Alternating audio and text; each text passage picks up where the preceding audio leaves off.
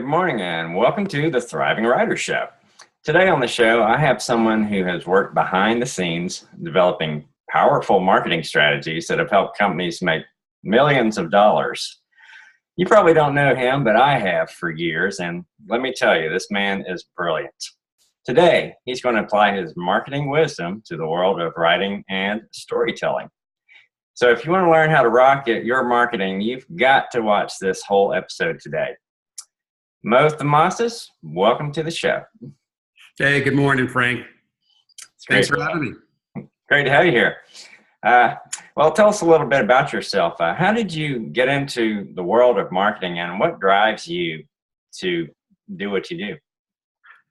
I think I kind of slid into the world of marketing almost as sideways as everybody who finds themselves, coming out of college and actually getting into their vocation, profession, and trying to find a way to mash up what you're passionate about with where you seem to be gifted, right? So that is the preamble to, I can't really tell you the exact day I got into marketing or how it really started, but I can tell you a little bit philosophically about what made sense to me as I started, this journey that I'm calling my career and I'm calling my company, Rogue Inc.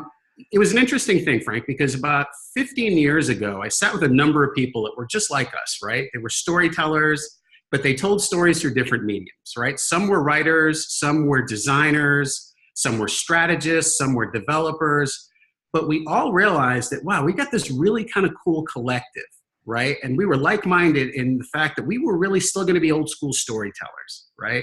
We were going to have people come on these fantastic journeys with us, and regardless of our medium, whether if it was on a website or a book or an audio podcast, that we really wanted to become kind of, I think for lack of a better term, a concept that has been sticking in my head is almost like a retained storyteller, right? And I'll tell you what's interesting about that concept. In the shortest form, I can give you an example, right? I thought about what it is to be retained versus being on a case-by-case basis, right? And the quick definition of that is, I think ultimately as an individual, as a consultant, specifically with what I do, the goal is to really have somebody view me as their go-to guy, right? Whether they know the answer to a question and just need help in executing it, or it's a brand new topic, we wanted to create an environment where I would be that guy for them, or my team would be, right? So I took that kind of along the lines of some of the discussions we had and thought, wow, can writers actually do that? And you know what? They absolutely can. Think about the guys like Michael Crichton or Stephen King or Malcolm Gladwell, right? These guys write a book, Frank, and you just go with them, right? You just follow them, and they get to take you on journeys that broaden your horizons and actually don't kind of hold them hostage to whatever their first pieces were, right?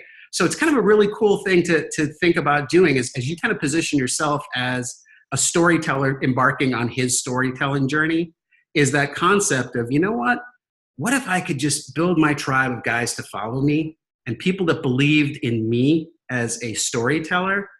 Oh, the places we could go. Right? That's awesome. Yes. Yeah. So, well, speaking about a tribe, we all are out here. We're trying to build one of those. What are some good ways to maybe kick that off and just offer people something to hold on to and to run with? What I think the first offering really needs to be when you're trying to build a tribe, and I think we get a little ahead of ourselves and we forget this, is the first offering is you, right? You are the core of your brand. In building a tribe, without a flag to plant, people can't follow, right? Follow me with this concept? Yeah. So, I think we think in terms of giving away a paragraph from a book or a free article. Those things have been what I would almost call the clickbait, right? Of, hey, how do I move people physically versus how do I move and connect with them emotionally? So I'm going to take this a little bit of a different way. And I'm going to say the first thing that you actually can offer is your you brand, right? And you see my air quotes, love air quotes, right? But I think if you can give them a firm understanding of who you are as a storyteller, right? And invite them on this journey with you, what you'll see is your tribe will grow organically, and your tribe will grow with true followers, not opportunists looking to jump in and also pitch their brand and expand their fiefdom, whichever word, but also people that are really interested in being with you on your creative path. So I'm going to flip it up a little bit and say, I think the first thing anyone who's building a tribe as a storyteller needs to work on is to work on their you brand. They need to figure out what it is that they are actually going to sincerely be offering readers and followers on their journey. So what are the elements of a you brand that are probably the most appealing, would you say, or in your experience? You know what's tough about it? I think it's hard for us, and you and I've had this conversation a few times, right? It's the cobbler's kids have no shoes, right? That's always been the thing. And I've known you for a lot of years, man. You're a fantastic writer. You're also one of the most humble people I know, right? So how do you get a humble guy to talk about himself? It just, those two things don't usually come together, right? So I think the first element of building this you brand is to almost treat yourself as an organization, as a company, as a movement, right? And take a step back a little bit and not look at yourself from such a personal standpoint, but really almost go through the same branding exercises that I take a lot of my corporate clients through, right? Where we start looking at elemental things like, hey, you know, what is your story? What truly is your story? You know, who are you trying to speak to? What problem are you trying to solve for your audience? And then on top of that, honestly, what is your plan and what does success look like, right? I mean, these are kind of core elements to telling stories. If you think about, hey, I'll bring it back to something that's near and dear to all of our hearts. If you're writing a movie, you know, script and you're doing movie storyboards, you still have the same elements, right? You have a character or a hero that needs a guide, who then in turn needs a plan to get from one state to another, and then success, everybody wins, everybody has a great full experience in that story, right? I feel like we need to use those same storyboarding elements to frame ourselves up as a brand and not make it such a personal thing where it becomes something that you're afraid to share because you're either, you know, modest or there's something that just doesn't feel genuine or authentic in talking about how good you are at something, right? I think if we can make it more of a mechanical exercise, we all know how to storyboard, and we should just storyboard ourselves. Awesome. So with that in mind, would you say that it's better to position yourself as the hero of the story or to make the reader or the fan the hero of the story? Oh, great question.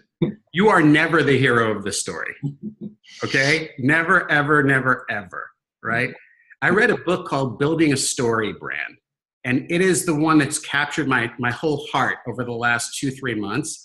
And the one thing that is really harped on in that book is the fact that the target, your reader, your customer are always the hero. You're the guide, right? You're the guide. You're the Sherpa. You're going to be the guy that says, hey, Frank, you know what? I'm going to make you the best you can be. And here's my plan for getting you to where you want to be, right?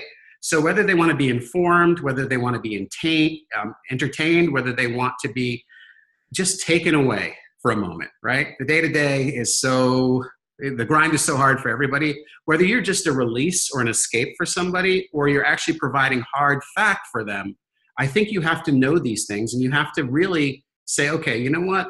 You're the hero. You're the person that has to come away feeling better as a result of this. So at best, what I can be is your Sherpa or your Yoda, right? I'll let them be Luke Skywalker all day long, to use that analogy. I'd rather be Yoda because I can help them get to where they need to be. And at that point, then they are so emotionally connected to me, and they have a level of trust and emotional connection that, you know what, I become a retained author. Awesome. So that kind of raises another question in my mind. How do you present yourself as a Sherpa and something, or a guide, and not come across as maybe a know-it-all or maybe even a little arrogant? Yeah. So you know what's funny about arrogance? I think arrogance is as much a condition of heart as it is anything else, right? Because I've seen some folks who I just perceive to be arrogant say exactly the same things as the people that I perceive to be humble. And it's a weird thing, right? So I would say, you know what? If you say certain things and you kind of role play with other people, just say, hey, look, I'm going to explain to you kind of what my 30-second, statement is about who I am and what I do. And if that comes across as arrogant, please let me know, because you probably have a condition of heart issue more than you have a content issue, right? Or a sentence structure issue. Yeah. So I think one of the things you have to do when you're actually putting together any sort of a statement that you want to make not sound arrogant, when you're trying to own a couple of things as a guide, right? You're trying to be considered a thought leader, right? You're trying to be considered a subject matter expert. And look, let's talk right now before everybody goes, oh, you lost me, Mo.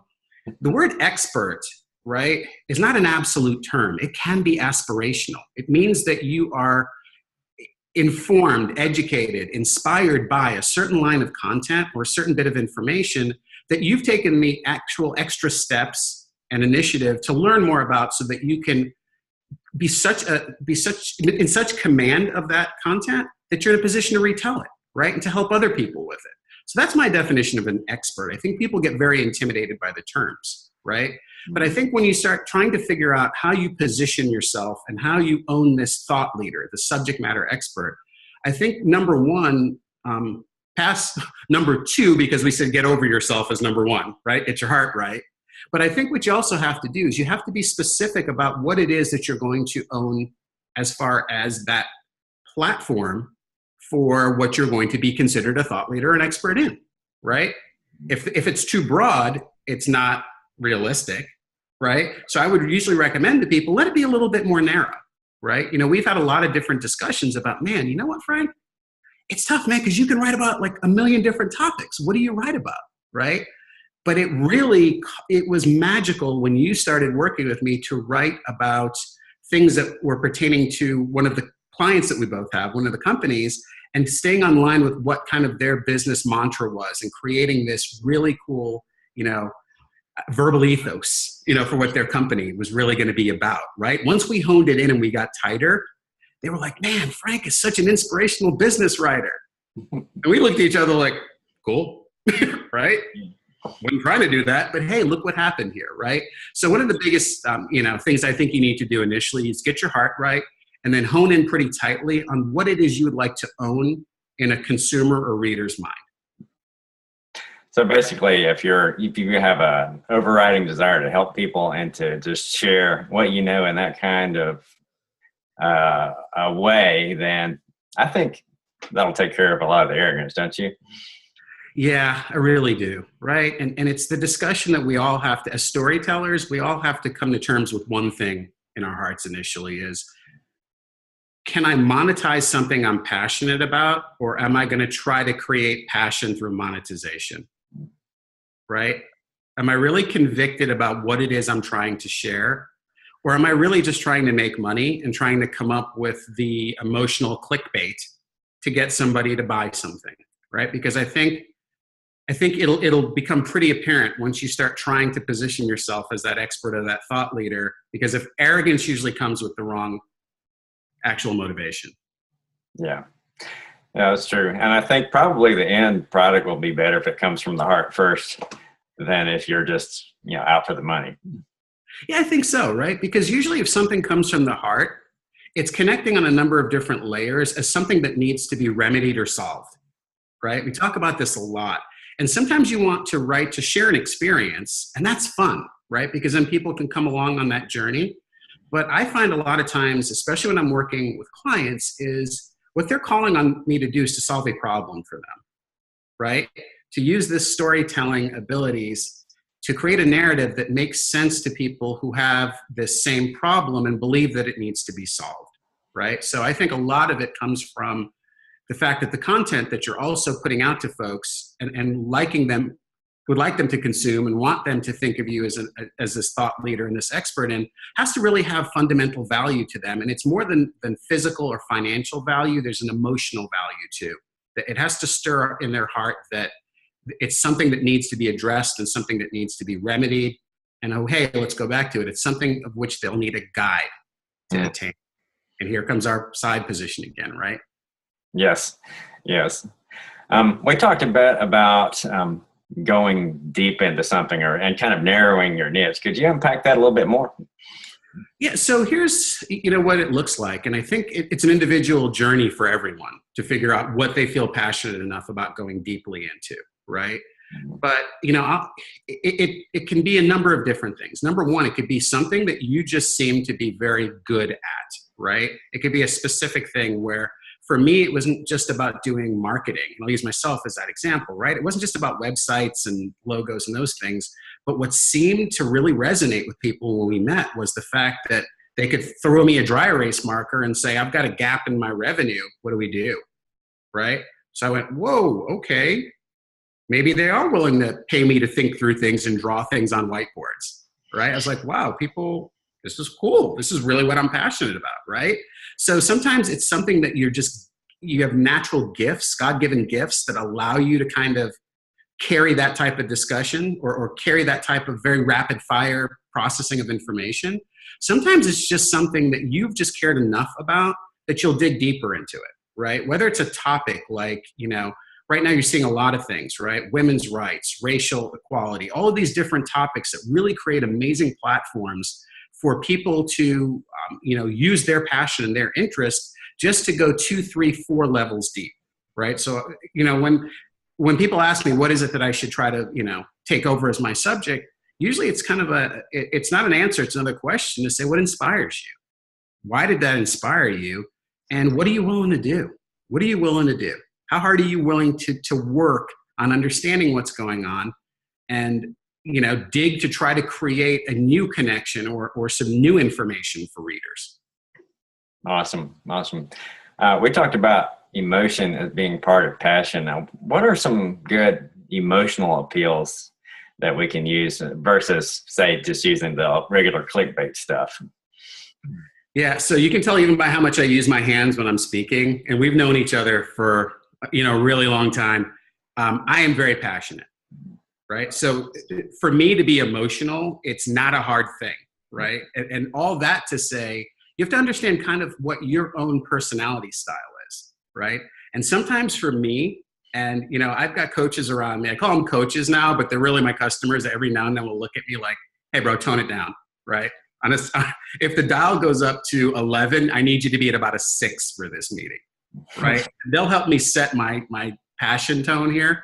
But I think when you're looking at things like emotion, a couple things happen, right? Because you have a couple of sets of emotions. If you'll stay with me for a minute on this. You've got your emotion, right? And then you've got I'm going to call them targets, but please don't take it impersonally. I'm going to talk about the people that you're trying to appeal to, your audience. Let's call them audience because that's better than target, right?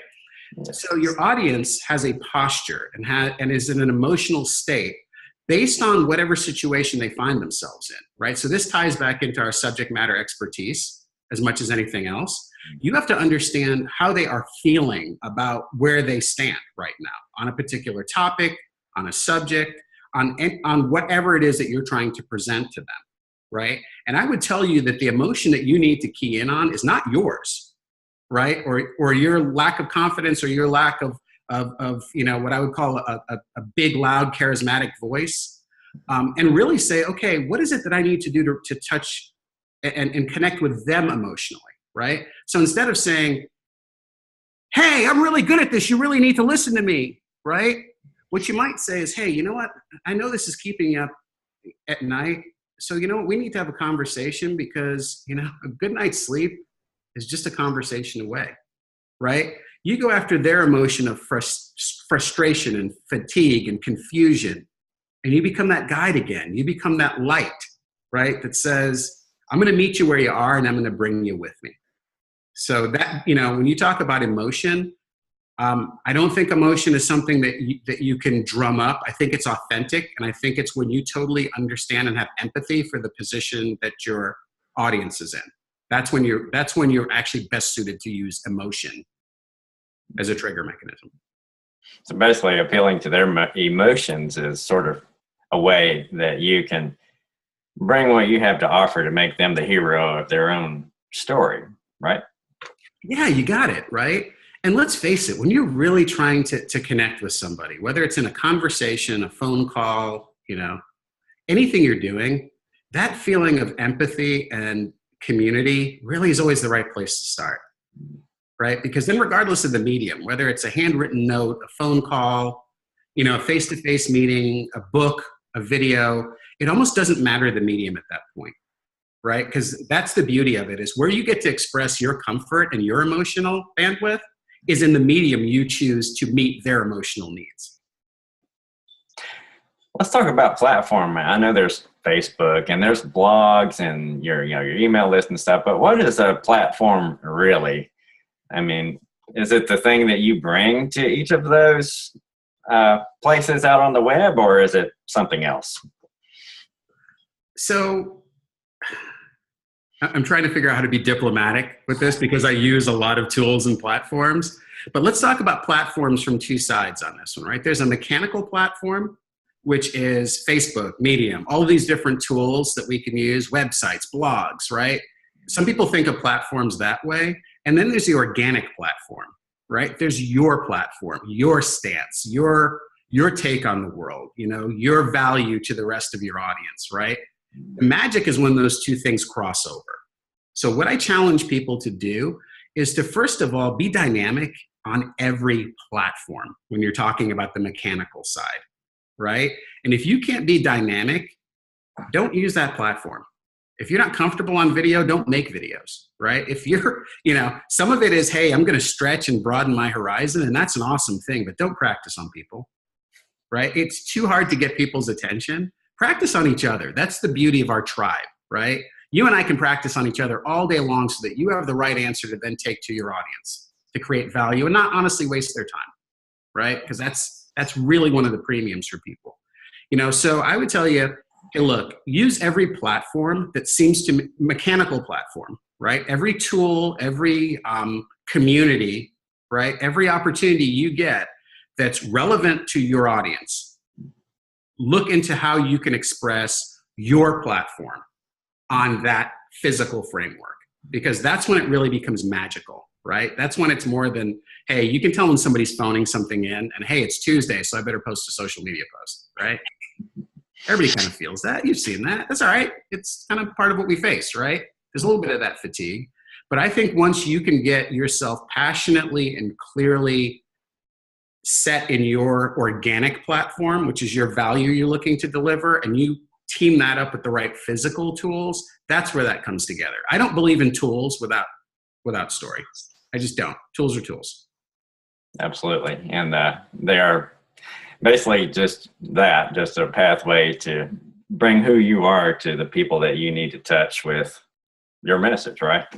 Perfectly stated. All it is what it is. It's a vehicle, right? But you buy a car to go on fantastic journeys. You don't buy a car to journey, right? Like the car is not the end, but people seem to think that, right?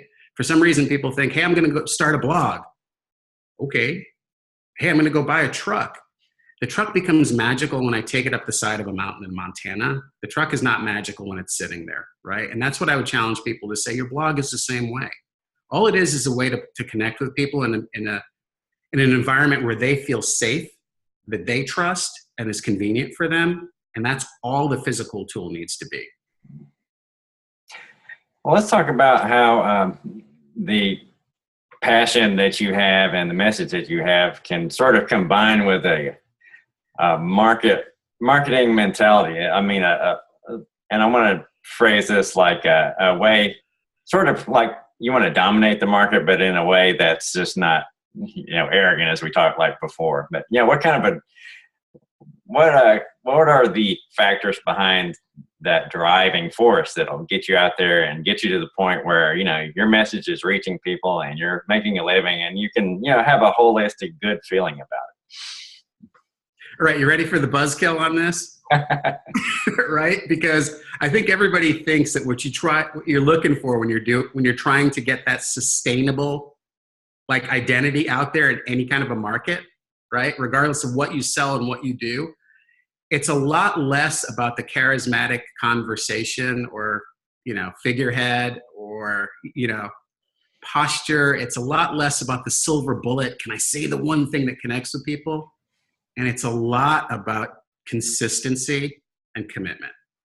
It's the same rules of marketing, right? It's about putting the time and effort in to understand your story, right?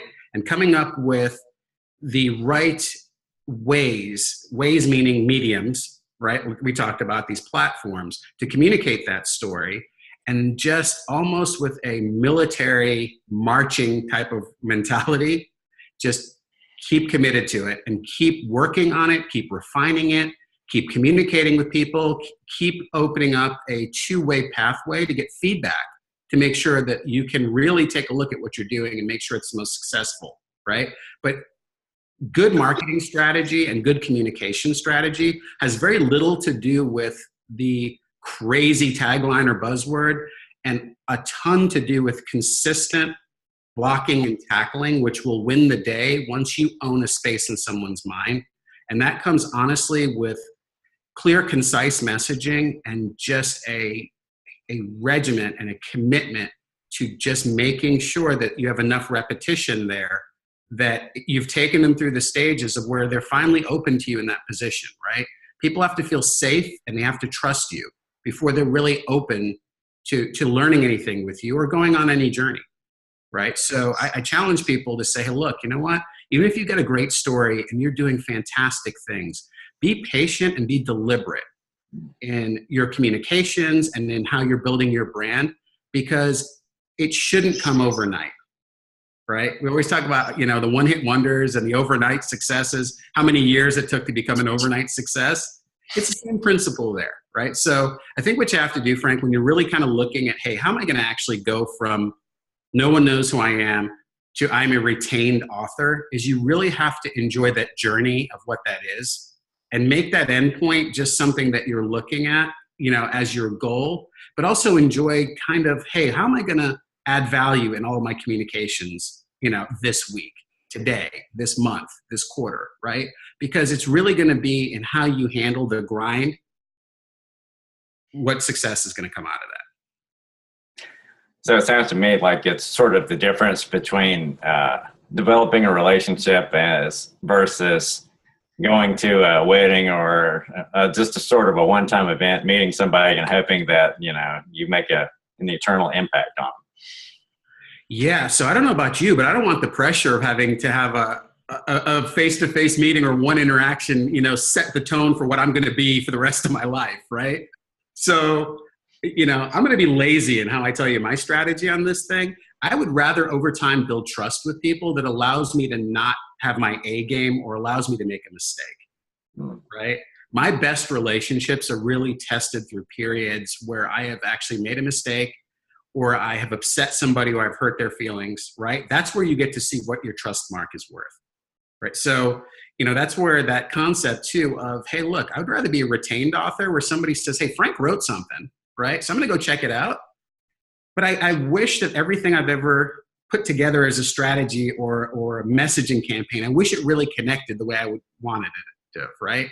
So to me, when you do this scenario where you're like, hey, look, I don't want to be a one-trick pony. I don't want to have to rely on that one dynamic interaction.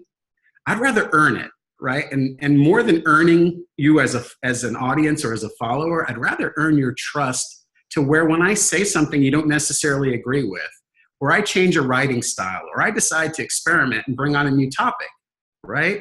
That they're open for that and that they can accept it for what it is and then either forgive me for it if it didn't add value, or just stay with me and embrace it as me always trying to find a way to make them different and better too. Awesome.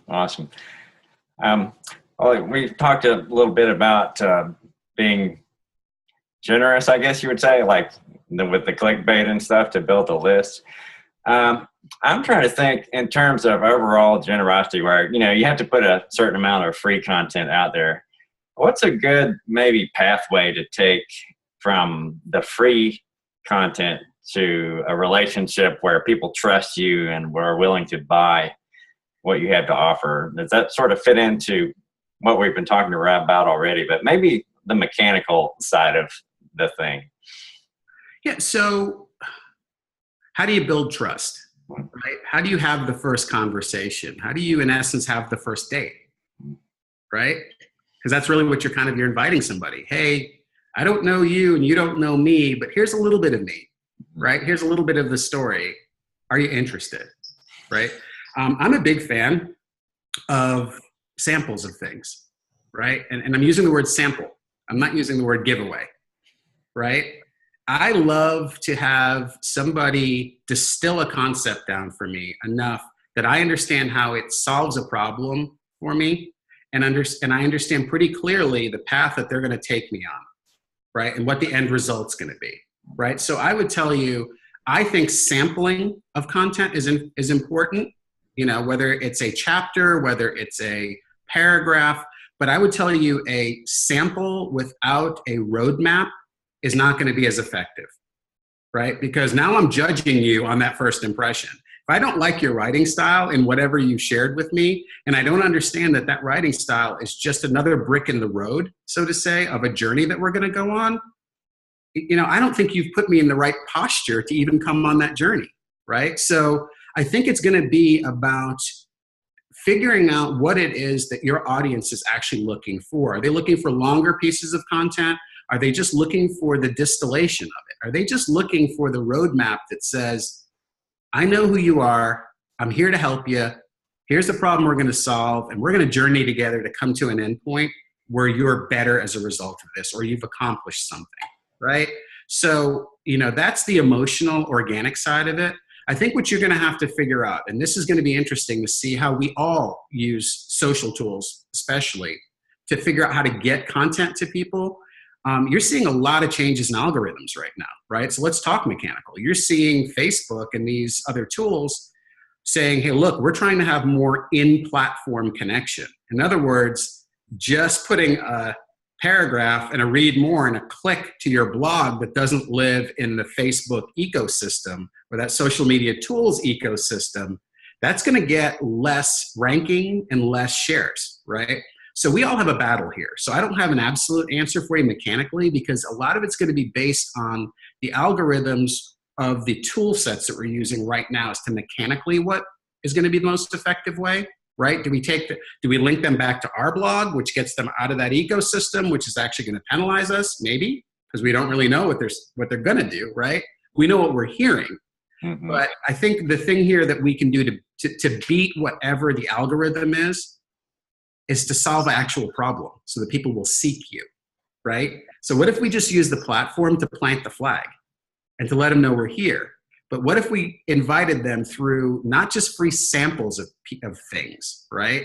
What if we really added value by inviting them on a journey, but being really succinct and clear about what this journey was so that they knew and they could put themselves on the map in this journey, right? I think that's really the challenge for how you try to get people to engage with you through parts of your story, parts of your narrative, but I think it's part of sharing your you brand too. So basically just present the same you brand and solve problems, whatever platform you find yourself on. Yeah, again, the platform's the tool, right? Yeah. It's just a tool. Like, I think we get so mired in, oh, did I use the right hashtag? Am I posting at the right time of day? What are the rules of engagement so that somebody can validate me?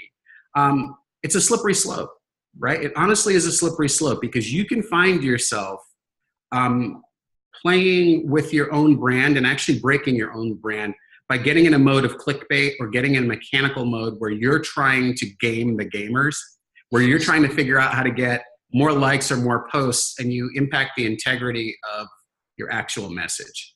And I'll tell you, man, all is lost if that's what it is. If you become a social media superstar, but you become known for something that you're not, you failed. And you failed in the most complete and truest sense. Wow. That's pretty powerful. Well, let me ask you this. We talked about this a while back, but I think the viewers might be interested in hearing what you think about this. But what do you think is a better way to connect? Is it social media or is it through your email list? Or is there some value in both? Yes. Right? We've had this discussion, right? And you know what's tough about this? We subconsciously gravitate to the one that we prefer, right? Because in theory, you just named 2 of probably 25 different ways that you could connect with somebody, right? But people don't want to do some of the things I've heard you do, and I always thought was cool, right? Going and taking courses and doing public speaking and intentionally doing face-to-face networking events, right? These are things that aren't naturally part of what you consider to be your comfort zone, right?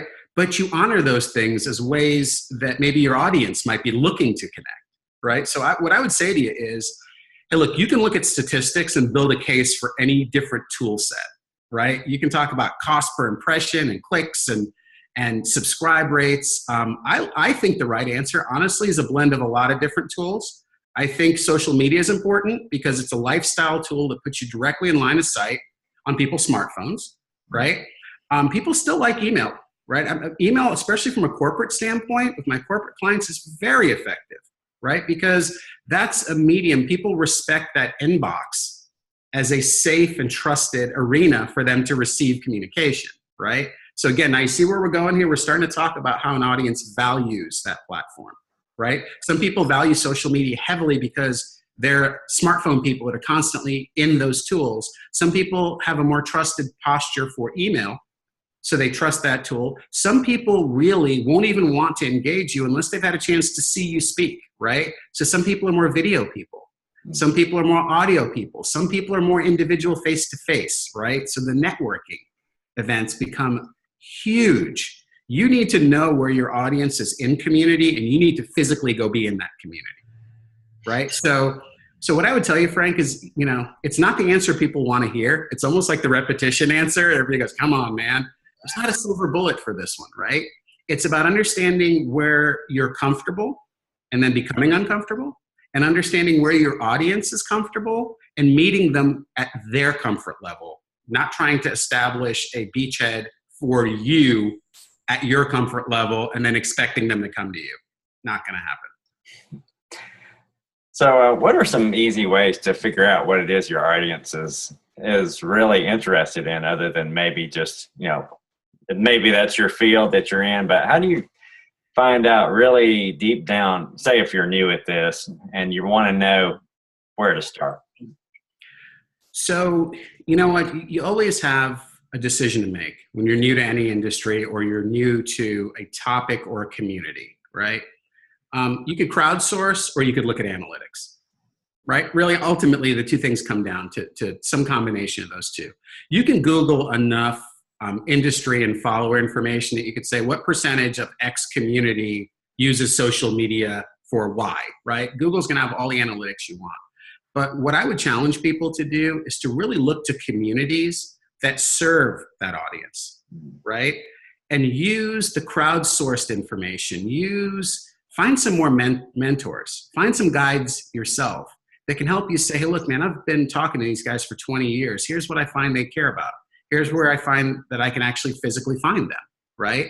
I think you can go a long way going with the organic, crowdsourced, community-based information gathering versus the analytical stuff. I think the analytics will help you support your predetermined posture more than the community will, because the community will also make sure that you're clear and hold you accountable for some of the things you're doing within that community if you truly want to become that. So it's sort of the difference between looking at a snapshot of something and just interacting with real people, like, say you and I are talking, and you can get real-time feedback and real-time data that you can use to, as you said, either support that snapshot or say, well, maybe that's not exactly the way it really is here out in the real world.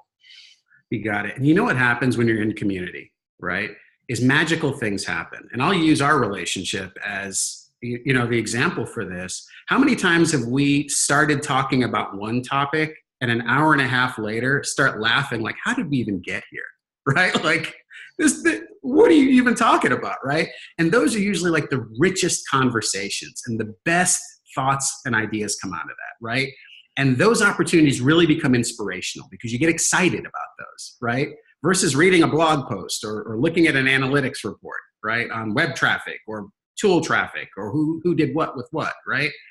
I think we cheat ourselves of really cool human moments that are the human moments we need to connect with that audience by not being in community ourselves.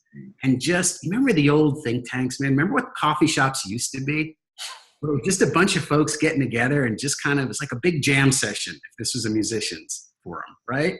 Mm-hmm. And you just talk about topics and you share ideas and you bounce ideas off of people.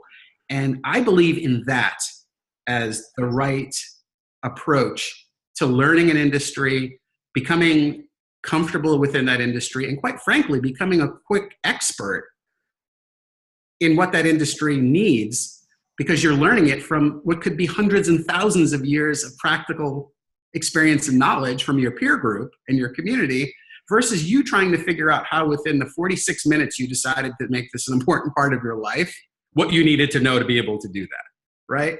So, again, I think it's one of those things where if we would turn to each other, the answer is there. And it's in community. It's not in analytics. That's probably the most powerful data that you could use to really serve people well, is to find out what they're thinking, what they're experiencing, and in the moment. And like you said, that need that may be hidden from the data, where people are really feeling that pain and want to feel some relief.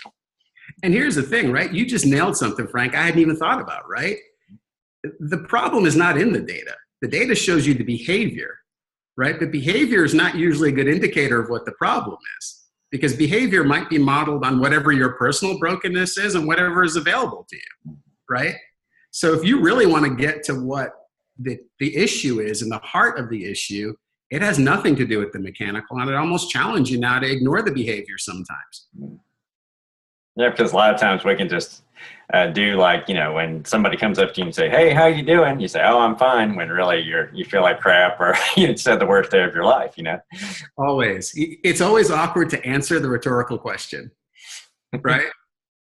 That's the most awkward. When I say, "Hey man, what's up?" and I'm walking by you and then you unload with, "Hey, look at what I just got removed from my arm." I'm not ready for that, right? Nobody's ready for that. So, I think that's the problem of if you try to use behavior or data sometimes, right, to frame a position or to build a case, is sometimes you answer a rhetorical question. And I think if you do that, all you become is kind of the person in the room that nobody really wants to interact with. That guy. Yeah, it's pretty scary stuff. Yeah. Well, we talked about mentors a little while ago, and there's always some influencers in whatever niche we're in. What's a good way to make some connections like that? Maybe with influencers on different levels, and like at least levels that are higher than yours, and interact with them in a way that maybe, I don't know, positions you more as a thought leader in people's eyes, along with gaining their trust. Wow. Okay. Now you're talking, right? I would say most of, if not all of the people I've interacted with over, my 48 years now that have been successful can tell you a story right off the top of their head of someone that provided something to them, right? Their guide, their mentor. I think it's difficult though to find one be all end all mentor, right? Because there's so many aspects of your life and so many aspects of any story that, it's a very complicated answer to what seems like a pretty simple question, right? Like, how do you find the right mentor, for lack of a direct question? And I would say, it's kind of hard, right? Because sometimes that mentor has something to do with the topic. So they're a subject matter expert and they can guide you in your discussion, how you frame your platform or how you frame your communication. But sometimes the mentor is really for you personally that can help you battle your demons, right? Help you overcome confidence issues, help you really check down to understand and be a constructive critic. That's a big deal, right? I very seldom try to go find a whole group of people that think and believe and look just like me. I don't feel like I've ever grown from folks that really share almost to a T, almost to the note, my belief. I feel like we get better and I get more knowledgeable and I'm just more comfortable being around people that, to me, almost, I hate to say this, make me feel uncomfortable initially, right? Those are the richest relationships over time. So I think, there are a couple of different ways that you can address mentorship, right? Number one, you could go and say, hey, I need a topical mentor. And then you just look for leaders within that industry, right? You look for thought leaders. You look for people that have big followings, that people requote, they repost. Those are great visual markers to say, hey, look, I'm going to go talk to Frank because he's really good at this, right? But then I think if you try to address the emotional or the organic side in addition to the mechanical, and that's more of a mechanical mentor, I think the people you should be surrounding yourself with are people who are willing to support you and your journey, and they may or may not look just like you. They may or may not be another writer, right? I think the mistake we make is we have such a tight window and we create such tight communities of which we are supposed to then find inspiration and mentorship. Yeah, doesn't really work that way, right? So, again, I would try to find somebody to be your trusted advisor, somebody to be your guide, right? But I would address the organic side of helping you stay committed and on task on your life plan and on your journey, as much as I would tell you to go after the topical guys. That's easy to find. Go find somebody with the biggest following or a name you've heard, and then seek audience or seek counsel from them, right? If that's really what you're trying to do, here's a trick. Comment on some of their information and ask a question in your comment. 9 times out of 10, if they're authentically looking at that tool set, the blog, they're looking to see what the comments are, and that's a great way to engage them, right? If you're trying to build a relationship, talk very little about you and try to understand that topic or their viewpoint. Usually people that are passionate about viewpoints will want to have that ongoing discussion or that deeper discussion with you. So that's a way to go get, to engage that informational mentor. But I'll tell you, Frank, the mentor that I think you're going to need, because this journey is long. Building the you brand is not something that happens overnight. And if it happens overnight, you have a bigger challenge of trying to make it sustainable. So I challenge people to not be the overnight sensation. You really want to be the guy who's built up his following and his authentic tribe over time, because you know what, man, those folks won't let you down. Absolutely. It's sort of like when we moved to this house that we're in right now. It took a year to build this thing, but we put a lot of time in. We hired lots of people to do different parts of it. And, now we've got a structure, like you say, it's going to stand here for, probably longer than I'll be here on the earth. But so, yeah, I guess it's sort of like building a house and setting a solid foundation. It just takes time to do it. And, it's the overnight success, as you said, it's really sort of, it's a snapshot that we see, but we don't see all the stuff that went in, like, okay, what camera angle did you use? What equipment, how did you plan this out and all that? You got it, right? And it's one of these things too, right? It's true sustainability as a thought leader, as a storyteller, is really built on multiple touches and a long kind of book of business, so to say, right? Many engagements, many touches, many books, many blogs, all of those things over time build that trusted position that really allows you to have an amazing ripple effect, right? For your relationships with people and your stories, right? I think you have a choice really as a storyteller. Are you going to engage on a surface level with people? And, I've seen it happen. You see a lot of these weekly series, right? And they'll take a topic from the news, race relations or gender relation, challenges and all of these different things, and they'll work them into episodes. And you can take that one of two ways, right? Some people go, wow, these guys are on top of things. And, and they're taking topics from today to give us a different viewpoint. And you can tell by my tone and my voice, I don't believe that, right? Sometimes I think it's sloppy writing, to be honest with you, right? Because you can be a flash in a pan and depend on having the right emotional stir-up moment based off a current topic, or you can really dig in and own a trusted position where people come back to you time after time, and they don't need to be emotionally charged to engage you, right? I think what's happened now with our storytelling is a lot of the tools and a lot of kind of the temperature of society right now has taught us how to write in a choppy, clickbaitish type of style with a mentality that's about almost manipulating people's behavior instead of earning a trusted response. And I think that's a dangerous game for storytellers to play. Oh, I agree. It's a lot better. I would much rather read something that sounds like a letter from a friend than to read something more dogmatic and just, jumping on the latest trend kind of stuff. Yeah, I would challenge people to be the escape from the normal right now, right? I think we all know what's going on in the world. I think we all have our preconceived notions politically and religiously and racially of what should be right or wrong. I think you're on a slippery slope when you try to go down those avenues as let's just say paths for your content and your creation, right?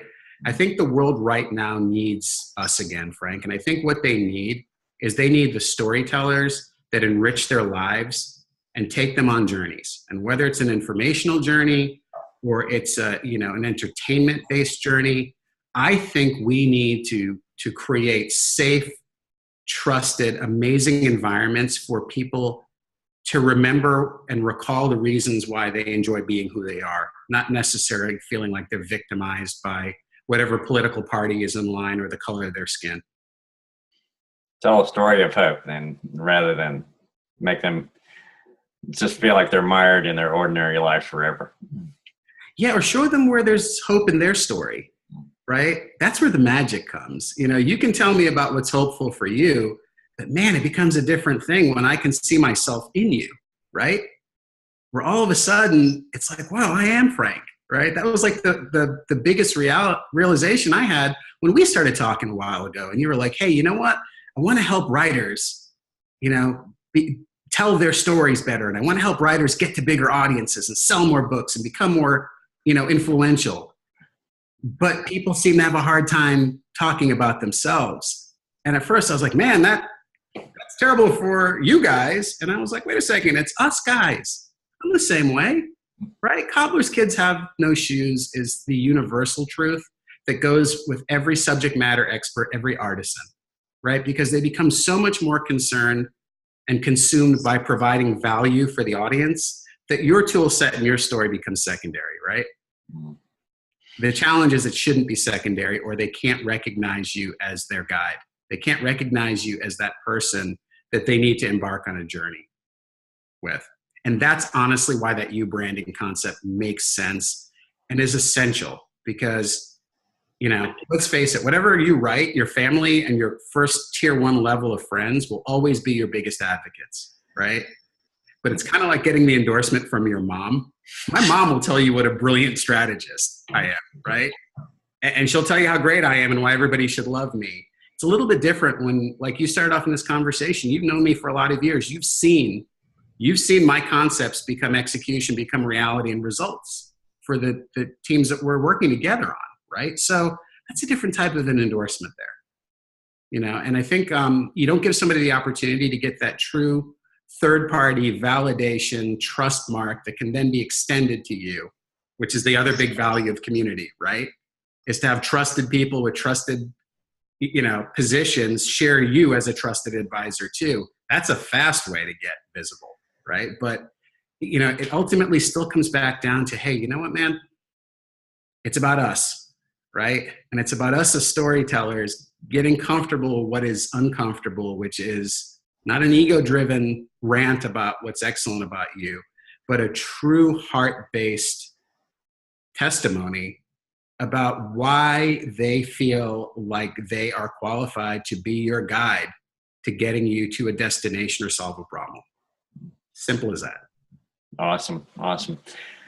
Well, it wouldn't be right if we didn't talk about those 3 Ds that we talked about at our client meeting. And I wrote some about this, but I'd like for the viewers to hear it from the person I heard it from. And how can you apply that to what we do as writers and storytellers? The 3 Ds, I wish I can tell you, and this is kind of how everybody's wired. That came out, I blurted that out in a meeting, as you remember, right? Like that wasn't something I originally intended to come in and speak on as a topic.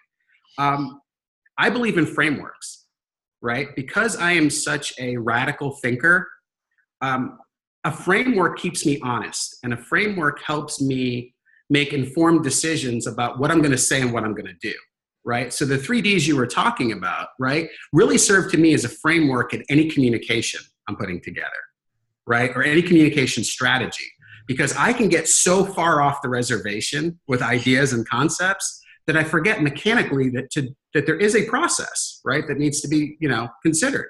So we talked about it. We talked about, it needs to be dramatic. Like, okay, let's go through the 3 Ds and whichever order you'd like to take it, right? Dramatic, dynamic, disruptive. We're kind of the 3 that I said, okay, no matter how excited I get, and no matter how on the spot my reaction is, right? I'm going to make sure whatever communication I have has those three elements within it, right? And whether that's a blog or a Facebook post or, hey, you've seen me, I've got red Timberlands.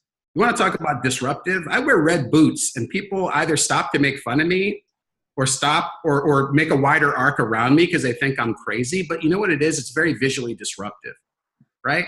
Mm-hmm. And it kind of gives you a little insight into my personality too, right? I think our communications, first of all, to break people's train of thinking, to break people's communication rut, has to first of all untie a connection and retie it in a manner that we want, that's going to help us to move our message forward, right? So in other words, if I'm sitting and working on my computer all day long and I'm looking at stuff and I'm looking at stuff, I'm looking at stuff, you've got to fire something in that doesn't look like everything else, right? That's a disruption I'm talking about. It's an emotional disruption, and it happens on your audience's side, right? I don't want you to ever be, you might like me or you might hate me. The worst thing in my opinion, for you to be is indifferent to me. Right? Like that's what keeps me up at night. I don't care if you don't like red Tims, right? But you're not going to walk by them and not react, right? So that's my visual marker for disruption. Disruption is something that stops people dead in their tracks, unties whatever they are in the midst of, and then I get to create an environment where I retie the connection, right? Another great way to look at Super Bowl commercials. You know why Super Bowl commercials are really great? Because they focus on disruption, right? The Tide commercials this year were probably my favorites because they were awesome. They had a guy talking about Tide that I never would have connected to Tide, right? He was in one of my favorite shows. And then Tide made fun of every other kind of format and type of commercial. Tide owned every commercial. It was brilliant, right? But I wouldn't have even been open to the cleverness of it if they didn't disrupt me by putting that person I didn't expect to be in that ad, right? There's methods to that. When you're talking about, now that you got their attention, I think that dynamic piece comes in there, right? And by dynamic, what I usually am thinking of there, it can be as much of a tool and mechanical discussion as anything else, right? It's about being where they are, right? Not having a message that only works in a video format or a web format or a printed format, right? When I say dynamic, what I'm really speaking to is the fact that you can come at them with 10 or 15 different, the medium doesn't matter. Your message lives and can exist on whatever platform they want, right? And sometimes you see these in sports, right? And I want to use the Raiders because I'm a Raider fan, but I'm going to use the Patriots, right, for this one, and it breaks my heart, truly breaks my heart, right? But they run a very dynamic offense, right? They come at you from a million different ways. Their tight end can catch it. You know, their quarterback can't catch it, we learned the Super Bowl, but he can throw it, right? They've got great receivers. They've got great running backs. No matter what you put in front of them as a defense or an obstacle, they will have the ability to overcome it in one way, shape, or another. Right? Because they work on being a very dynamic offense. They're not a one-trick pony. They don't just have a great running back, right? I would challenge people to almost have your communication posture and the approach to tools be as dynamic, right? That, oh, you're a Facebook person? I'm there. Oh, you hate Facebook and you want Twitter? I'm there. Oh, you want me to speak in person? I'm here, right? That's what I mean about dynamic, because at that point you are meeting people where they are, right? Dramatic, I don't even know how deeply I need to get into what dramatic is, right? But here's what I challenge people. Don't be dramatic for the sake of drama, right? Because let's face it, nobody really likes drama, right? So that, hey, Frank, how you doing this morning? Man, I'm really sad. Oh, whoa, right? You become, you're toxic at that point, right? You are kryptonite to everyone's Superman, right? Nobody really wants that. People will lean into it if they trust you and love you, right? We have a great relationship. If you came up to me and said, man, I'm really struggling with something this morning, I'd stop, right?